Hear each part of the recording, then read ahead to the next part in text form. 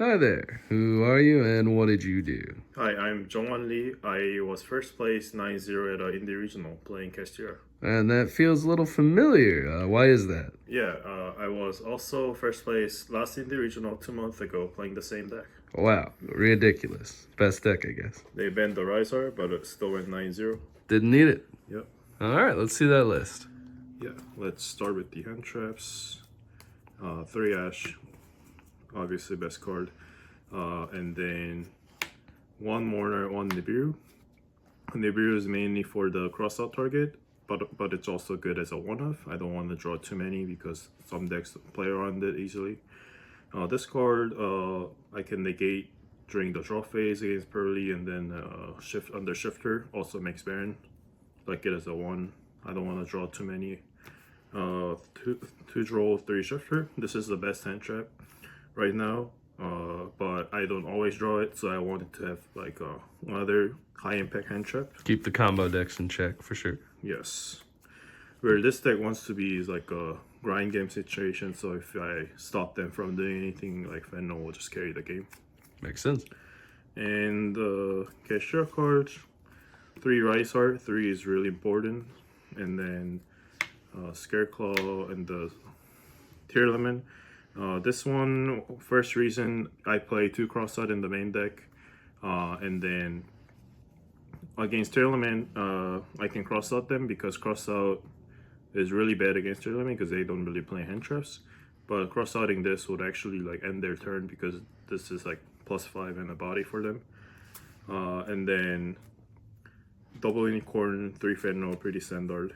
And then the other hand trap for the Imperm's the best hand trap right now. Yep. And then obvious cards to play this deck. Yeah, just have to play 3 of all those. There's no reason to cut any of them. And then for other cards, non-cash cards, another consistency cards, you have to play this finds everything. Yeah, it's Rhoda for a card for sure. Triple tech, I liked it as a 2. I used to play 1, and my other space was for 3rd draw. I just felt like I just draw shifter together, and they are not as good if you draw them together. And then but triple tech, some people say it's like not good in this format, but like the game's like everyone makes SP pass, so like this you can triple tech like every time, in my opinion. Especially because like because I play like a lot of hand traps, they don't really end on like crazy board every time, so they will have like 1 negate, 1 interruption, then I triple tech to whatever I need, then I'll win the game. And then cross out, 3 is too much. It's like I play 4 of these, so I'll probably see only 1. And then if I have cross out, I can make the best board as I can. It secures everything, and then if they don't have anything, I can set it. It negates triple tech, and they're Proud of Prosperity, or like sometimes Imperm. So I like this ratio. Yeah, makes sense. Want to see it sometimes, not all the time. Right. And the last card is Zephyros. Yep. 41st card, and this used to be Sacred Crane last regional. Because Age of Overlord came out, I wanted to have a card that synergizes with making SP. So like I make SP using the rank 7 and this card, and then this can reborn to become a Bagus Core Dweller. So it's a 2-body, and then it bounces the field or birth. So it pluses if I get to bounce the field. Yeah, best card you never want to draw. Yeah. For the extra deck, I play 3 Link monsters. This is very important. It just comes up. I did never summon it in the regional though, but like in other tournaments or like locals, I just have to. It just comes up. Yeah, so sometimes you need to empty your own board. Yes, and funny thing, I did at a regional though, because the opponent had no card, I could Little Knight, my own Little Knight, and then summon the Fennel. Crazy. And then this card you usually make with either Nibiru token plus something or Dracossack token, and then end on Dracossack IP in a grind game situation, and then you can SP their top deck and then have a SP second effect for other scenarios. Pretty strong. And then for the Age of Overlook card, I just make this every time. You can also end on like IP plus, you make Typhon above that.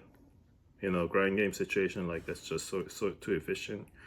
And then other rank 7s. This going first, even sometimes second, I just make it to make my combo go through. This is so important in this deck still. I never summoned this, but that's because I didn't really play against Purrely or Unchained. Sometimes I get to steal Fenrir, but less people are playing Fenrir right now. This card, I don't think 2 is needed that much, so I just play 1.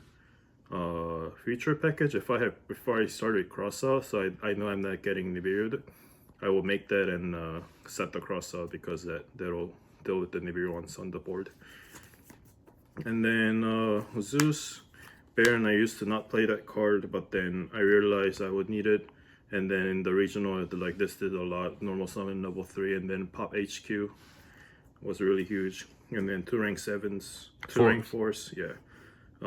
This good for Purrely in Rescue Ace. This good for the Tearlaments Unchained. Yeah, sometimes those 2 are just an auto win button for sure. Yeah, I won so many games going first with those. See the side. Yeah. Tokens and time card. I did never go into time, so I never used it, but sometimes you just have to. Yeah, just 2 of everybody and you don't need it. Yeah, I actually 2'd almost everyone this regional. Pank, you can normal summon it with Birth, that comes up. Yeah. Avalanche for Unchained, Purrely, and Tearlaments. Just outs whatever. Yes, and this deck doesn't have to normal. Just 3 more hand trade for going second.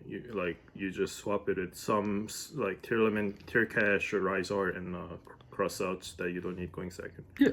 And then for spell traps, I bumped Thrust to 2. It was amazing. I saw it when I needed to. I never drew 2 together.